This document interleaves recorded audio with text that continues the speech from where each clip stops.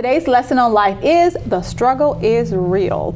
Okay, surviving after college and in life sometimes is not an easy task. Many of my students all the time, they used to say, Dr. Perry, the struggle is real. I'm like, yes, it is. It's real. I know as an adult and as a graduating person from college, but also, I want you all to know. Like I said, I've been talking all month to those who are entering college and those who are coming out of college. Again, congratulations to all the graduates who are graduating from undergraduate school and graduate school. Yay! I'll be walking soon in my little felt hat, on the side, soon, celebrating with you. But the struggle is real. And so I thought it was important to have a conversation with you about surviving. You figure you survived college, Roman noodles, cafeteria food, lots of exercise since you didn't have a car and you have to walk from building to building. And it seems like they can never put the building that you need to go to next to the other building you need to go to. It's always across campus. Nothing has changed, okay? And then weeks of being broke. You know that feeling of being broke, just not having any money. You finally graduated and now you have the opportunity to get a real job. Some of you, maybe you've already gotten a job. Yay, you. Okay? You figure you can afford a nice place, a nice car. You have some money in your pocket.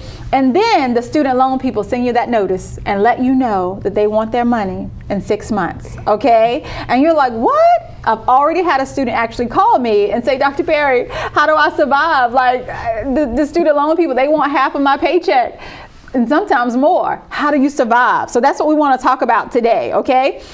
And we're not even talking about what the IRS is going to take, okay? I've also had people call me and say, who is FICA? FICA is real, okay? Surviving after college is no joke. I've invited Dr. Capriya Johnson to join me in a discussion about surviving after college and in life. Please welcome to the show, Dr. Capriya Johnson. So awesome.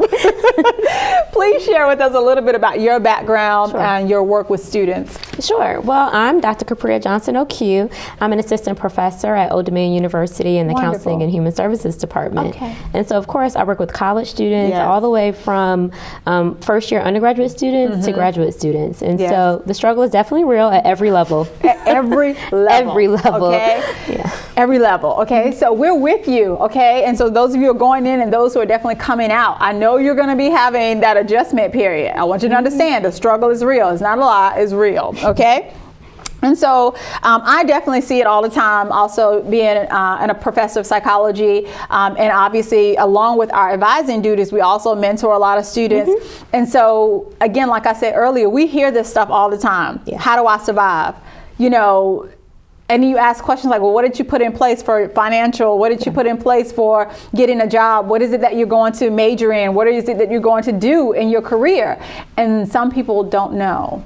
And even when you do know, the struggle can still be real, okay? Do you see a lot of students who don't know what they want to do or, what direction to move into? Do you see that as well? I definitely see it a lot. And, it's never surprising to me because it is the exploration time period. I mean, this is the time where you can explore different options and try different things out. But I always tell students that the undergraduate degree is really about thinking. It's about showing that you can think and that you can achieve. So whether you get your degree in sociology or psychology or, arts, whatever, get your degree, earn it, get it. Don't stay an undergraduate for 10 years.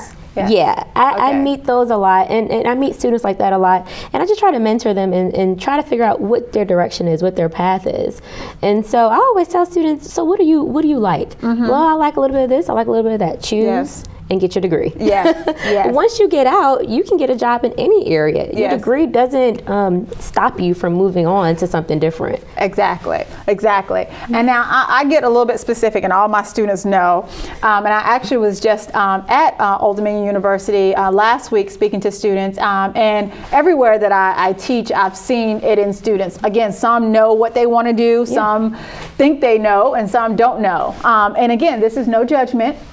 And I also, I will hear people, and I don't know how you feel about this, but I know for me, they many times as a freshman meet with folks who will say, it doesn't matter what you major in. And so we have a number of students who major in interdisciplinary studies. Now, personally, I don't like that. Nothing against the degree programs, but that means you're majoring in general studies. That doesn't make sense to me. You can't get a general studies job. And so I don't understand that, but that's just me. And also, I hear students saying, well, I can change my major. It doesn't matter if I change it over and over. And then some people have told these students, you can change your major over and over. It doesn't matter. Understand that changing your major also can expand your degree program. So what's supposed to be 4 years, because now you've taken classes, because some things people think it's just general education, but some of them like pharmacy or some of the other sciences, you have to take a number of sciences starting in your freshman year. So if you haven't, if you've taken those courses already, now you want to change your major to something else, those classes might not count. Now you got to basically start over. Right. And it costs money. And you're in school a long time, and we don't want that. Okay, so the next question I have for you, what advice do you give students about their career direction while in school, and then telling them about afterwards? Like, okay, so now you're getting close to graduation, as many of our students are. How do you help them to focus as they move out of college, Right. And I always talk to students about what their interests are. Okay. Right. And so sometimes students will say, well, I'm really interested in working with people. Okay. And that's very general. It is. But I want to help people. Right. I want to help people, which sounds great. I think that's great. cute. We all want to help people. But you want to help people and get paid. Yes. So what do we need to do? And I always tell people to find someone that they like that's in a position that they find enjoyable or that they could see themselves doing. Love it. And get more information about what they did to get there. Exactly. So if you like my job, well, let's talk a little bit. Let's talk about how I got to my position. Exactly. Right? And so I always tell students to do that. And it's just about self-exploration, too. So if you're getting close, but if you're a senior and you're getting a degree in, let's say, English, and you really love nursing, well, we went down the wrong pathway a little bit. It's okay. But it's not over. It's not over. Get your degree. It's not over. And then go to another program. And they have plenty of those programs that, you can pick up after you get your bachelor's degree. Exactly. Yeah. And even though I mentioned earlier that some degree programs, it may cause you to be in school a little bit longer, ultimately we do want you to find something that you love. Yeah. So if you have been studying English for the last 3 years and now you're at your junior year and now you want to be a psychologist, there may be a way to do that, but it's important to talk to your advisor, to talk to someone else, not your peers, but your advisor, so they can go over your degree program and see what classes can be sort of transferred over into that new degree program, so that you won't possibly have to take as many classes, but it's a smooth transition instead of you just switching yourself and then you taking a whole bunch of new classes. Right, and I see that a lot too. I see students who directed their own path through undergraduate, and why? Why are you doing that? Because they feel like they know better. Right. And sometimes you do get an advisor who maybe is, doesn't know a whole lot, we'll say, about career path, or is not, doesn't have the time to meet with you. And sometimes you have to do a little bit of legwork yourself. But still, even if it's not your advisor, talk to someone else. Talk to someone in your program, someone at the school, in a position that can help you with that. Because I see that a lot. And people will say, oh, well, I haven't talked to an advisor. Really? At all? At all? You wouldn't get on the highway and drive to New York without a map or without directions. So it's the same thing with college. It's an advisor. Right. Person to advise you. They will help you on your path. Help you on your path. Nobody's perfect, Right. and it's not about you liking their personalities. It's about you making sure that you graduate from college, okay? So just remember that. Right. Next, I want to talk about financial aid. I want to talk about money a little bit. But what advice do you give students about financial planning, maybe before or after? And I have a couple of things I want to share. But what sort of advice can we sort of offer students as they're planning to get into our programs or get into school? Definitely. And this is a really interesting area, because this is where you have to take control of your own life. I mean, I know we don't have a lot of money coming in when you're in undergrad, but save whatever you have. Exactly. I'm talking, if it's $1, yes, save it. Save $1 a week. Account. Have a savings account and put $1 a week in. I mean, it doesn't sound like a lot, but put $5 a week in. Doesn't sound like a lot, but it's something there for you to get out. Because when you get out and that bank account's at zero, bills are coming in quickly, and you don't want to sit in your house, your new apartment, on the floor. Exactly. Eating ramen noodles again. Right? You feel like you're still in college. Right, exactly. And it happens. And so, and I also tell students, don't take out the maximum amount of federal loans or student loans that they give you. If it costs you $10,000 to go to school that semester, take out $11,000. Exactly. So it's $10,000 for school and $1,000 for your books and whatever. Don't take out $22,000 every semester because they offer it to you. Exactly. Because then you graduate with a bachelor's degree and $150,000 in student loans. And you shouldn't have that much, especially if you're trying to get your master's. No, people will be very confused as to why your debt is that high. So, and you will be very upset with yourself later. Exactly. So I made this little list of a couple of things I want to share with you sort of before graduation, and you mentioned one already, but I want you to understand that there are scholarships out there. Find out what they are. Talk to your financial aid person, but also typically sometimes the departments have scholarships. Sometimes if you're in a part of an honor society or a club, sometimes there's scholarships. Also, there used to be something online called FastWeb, and I'm sure there's several other programs online like that where you can plug in your information. It tells you what scholarships you might qualify for. Like if your mom was a manager at McDonald's, you can get a McDonald's scholarship, or if you worked at McDonald's, you can get a scholarship for that. Also, work-study positions, part-time or full-time jobs. Don't be against working. I know you say you don't have enough time, but yes, you do. We all do. Student loans and federal only. I'm not going to leave that alone because she already touched on that. But again, like she said, only borrow what you need. I love that. Also, after graduation, know that there are public service jobs or jobs that pay a portion of your student debt, like teaching, the military, and many of the federal positions. Loan forgiveness. After 10 years, you can get your loans forgiven. Start paying them, set yourself up a plan. Debt consolidation, where you pull all those little loans together, because there's lots of little ones that come together after you graduate. Debt consolidate with the government. What is it called? Direct Now, I think, or something like that. I try to keep up with it. Direct loan consolidation. Direct loan consolidation. Understand the difference between forbearance and deferments. Deferments come without, I think, interest, and forbearance sometimes comes with interest. But if you need help and you can't pay your loans right then, I say that to say don't stop thinking about it or put it away. Don't say I'm not gonna pay anything on my student loans.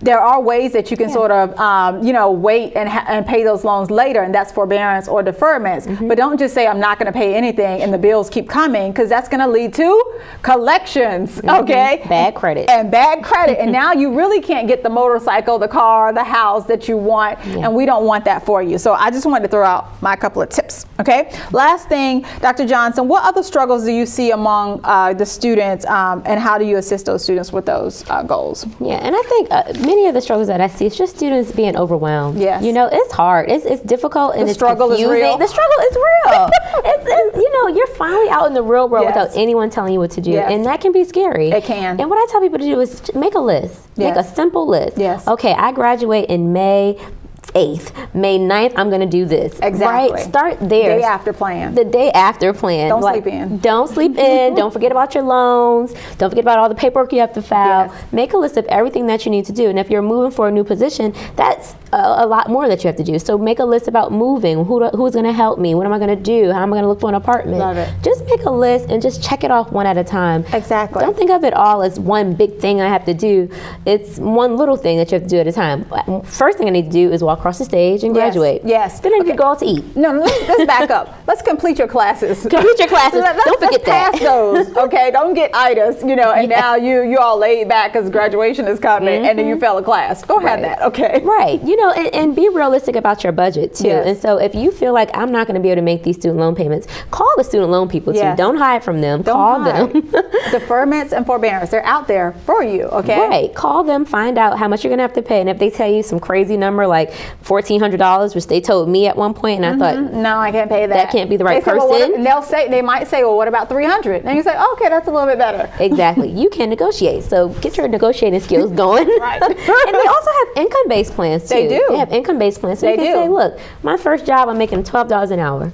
Exactly. This is what I can give you guys. This is what I can pay. But don't do nothing, okay? No. Don't just say, I'm not going to pay anything. I'm just going to let the bills pile up. That is a bad habit, okay? And that some adults who have those habits have really bad credit, and they can't do the things in life that they want to do because of the student loan issues. They didn't handle it really. From 20 years ago. From 20 years ago. Right. So you don't want to be in that situation. So okay. Call the student loan people, graduate, enjoy life a little bit too. Have fun. Enjoy life. Hang out with your friends. Exactly. Talk to your family members. Do free stuff. Do free stuff, right? Don't they have some free concerts in Norfolk Avenue? Do that. They do. You know? Don't buy a brand new car. Don't go to the Porsche dealership. I don't know. I graduated from college and all of a sudden I was driving past the Lexus dealership. I don't know how that happened. But don't do it. You can drive by. Drive by. You can keep going. Don't test drive either. Just don't even do it. Drive. Don't even sit in a leather comfortable seat. The recliner, no, don't do heated seats, don't do it. Okay. I know you want to move up, but maybe not that fast. Baby steps. Okay.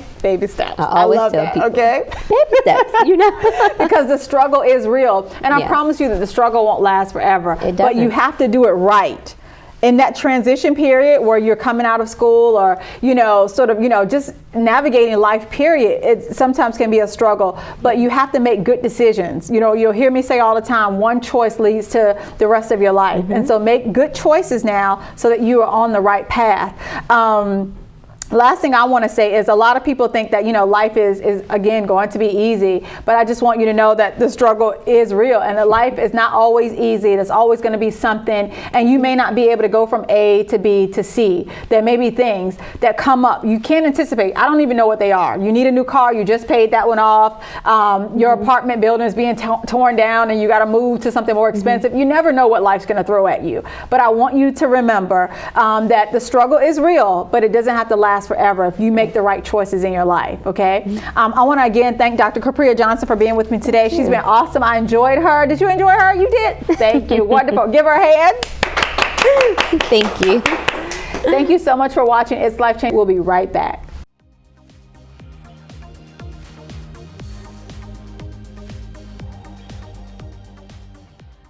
It's now time for me to speak into your life. We are going to talk a little bit more about success today, okay? Because we've been talking earlier about the struggle is real, and I know when you talk about the struggle, it can be a little bit depressing, but I want you to understand that I am telling you that success is the only option, okay? I stopped by to give you a little bit of hope today.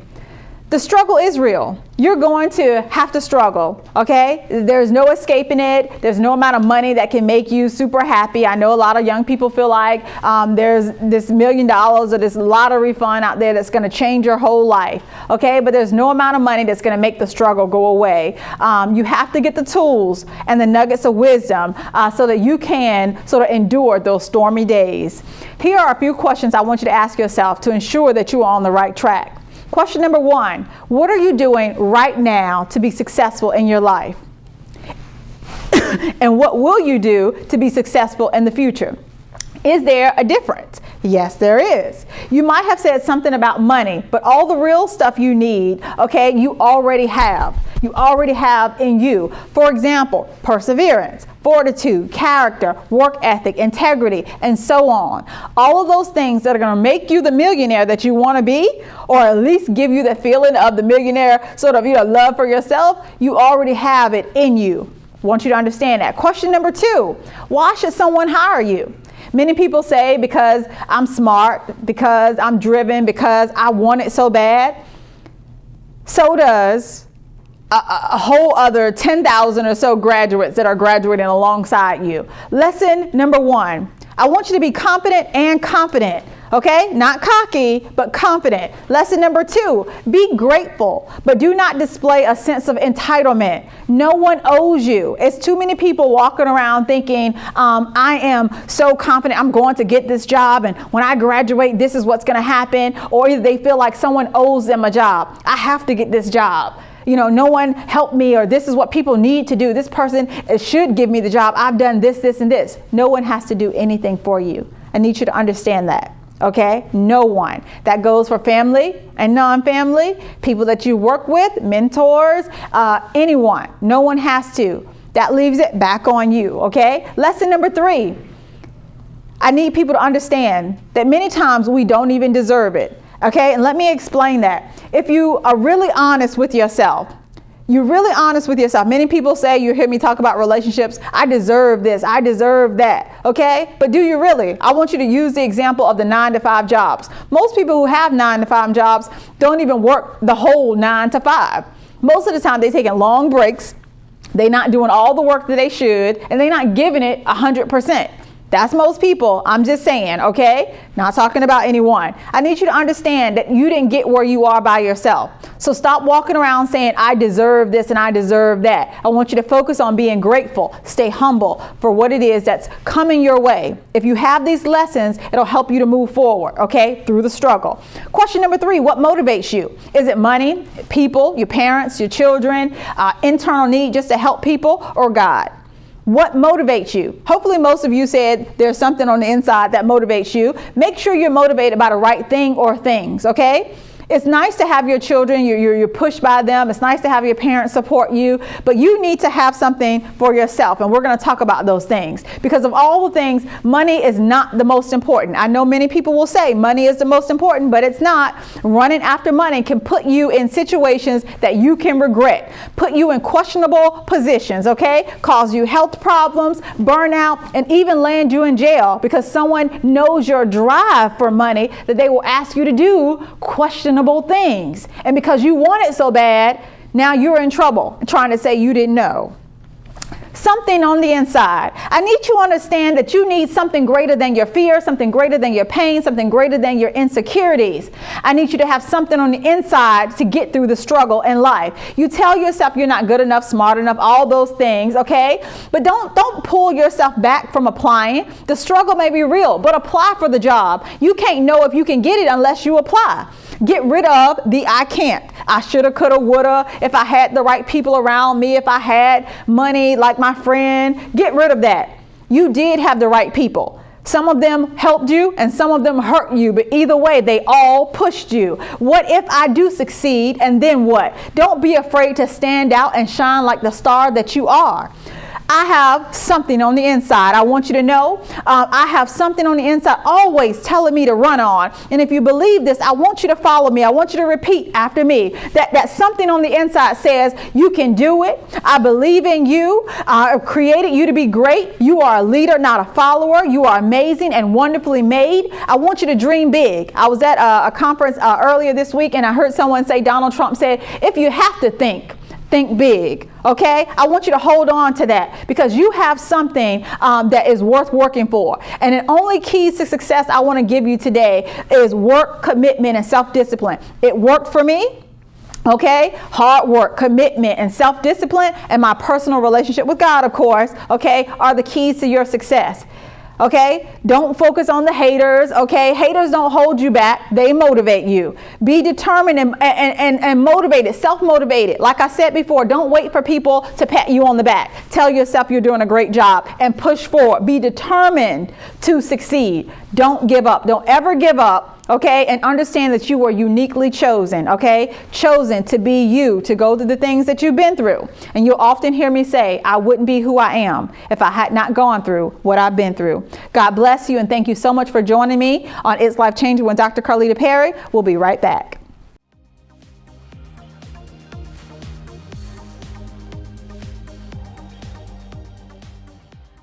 It's now time for our community resources. Thank you so much for joining us for this episode. It's been wonderful talking about the struggle is real, surviving after college and in life. I have a couple of resources I want to share here. One of my friends is telling me about a Paul D. Camp Community College Regional Workforce Summer 2015 Fast Track Welding Program. So any of you who are interested in this program, the class begins on July 6, 2015. You can register today at 757-569-6061, 757-569-6061. And it's the Summer 2015 Fast Track Welding classes. It begins July 6, 2015. It's 160 hours completed in 4 weeks. It includes the AWS certification process. The cost is $2,395, but it includes all of your supplies and equipment. So the step 1 is to complete a non-credit application. Step 2 is complete a career development application. Step 3, deliver your forms to the PDCCC Regional Workforce Center by the first cutoff date of May 21st, 2015. But still, if you have questions, call 757-569-6061 for this fast track welding class. Also, another resource called me after we had the other show on barriers, and I wanted to share a couple of things about overcoming the barriers and sort of surviving in life. So here are a couple of tips that were shared with me. People might be experiencing barriers related to money or lack of resources, transportation, maybe time, children, family, all of those things sometimes cannot keep you from achieving your dreams, but definitely sort of make it a little bit difficult. That's what barriers are all about. But here are a couple of tips. Do your own research, okay? Find schools with childcare. Understand that most schools have a payment plan. Community college might be cheaper sometimes than your undergrad or four-year colleges, and then maybe you can transfer. Most of the schools in the area are with the VCCS system. You can transfer to any school in the area. Talk to financial aid folks. There are Pell Grant scholarships, many scholarships, and especially at some of the community colleges that you might not even think of, but they have private scholarships just because maybe you're a single mom or because you lost a parent or something like that. Carpool with other students. Look at colleges that have options of day and night classes. Look at jobs, look at online classes, distant ed, join with friends for studying and start a buddy system. And also if you're maybe join the military, maybe just part-time where you can get some benefits or some financial assistance and you can still do some good in the world. Again, thank you for joining us on this episode of It's Life Changing. God bless you and thank you so much. I'll see you next time. Bye-bye.